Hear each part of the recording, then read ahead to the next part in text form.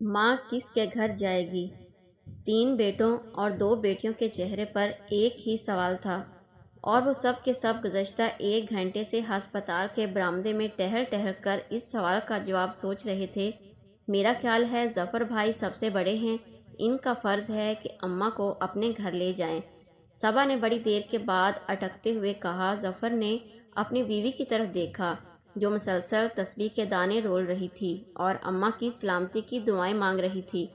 मैं अपने फ़र्ज़ से इनकारी नहीं हूँ, लेकिन तुम सब जानते हो मरियम सर्वस करती है और अम्मा के लिए अब फुल टाइम औरत की ज़रूरत है। मेरा ख्याल है तुम घर रहती हो, तुम अम्मा की देखभाल अच्छी तरह कर सकती हो। तुम खर्चे की फ़िक्र मत करना, वो मैं दूंगा।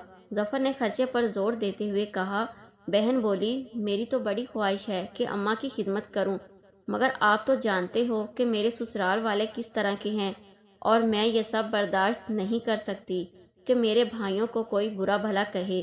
फिर कुछ लम्हों के लिए फिर खामोशी छा गई। मेरा ख्याल है ज़फ़र भाई के पास अम्मा ज़्यादा आराम से रह सकती है। सायरा ने हकलाते हुए भाई की तरफ देखा। मेरा भी यही ख्याल है।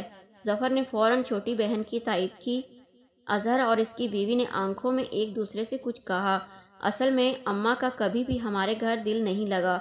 वो तो हमारे घर 2 दिन से ज़्यादा रहती ही नहीं। बीमारी में तो इंसान तन्हाई से घबराता है। किरण ने शौहर के कुछ कहने से कबल ही सफाई पेश कर दी। फिर अब क्या होगा, मेरी तो मजबूरी है, मेरी आमदन भी कम है और मेरे घर में तो बिल्कुल जगह नहीं। अजहर ने कहा। फिर अम्मा किसके घर जाएगी। सब मजबूर थे और सोचों में गर्क थे। आप सब वार्ड नंबर 2 की मरीज़ा के रिश्तेदार हैं। इन सब ने घबरा कर सर उठाया। जी जी, आपको वार्ड में डॉक्टर साहब बुला रहे हैं। अल्लाह खैर करे। वो सब तेजी से वार्ड में दाखिल हुए। डॉक्टर ने ज़फ़र के कंधे पर हाथ रखते हुए कहा, आपकी माँ अब इस दुनिया में नहीं रही, वो वफ़ात पा चुकी हैं। सब ने एक दूसरे की तरफ देखा। सबके चेहरों पर ज़ाहिरी गम के साथ ही एक कमीनी सी मसरत का अक्स भी था।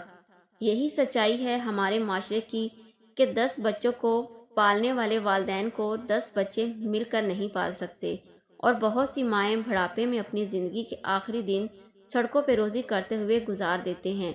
मेहरबानी फरमाएं और अपने वालिदैन से मोहब्बत करें और जितनी हो सके इनकी खिदमत करें ताकि आपकी औलाद भी आपकी खिदमत और आपसे मोहब्बत करे।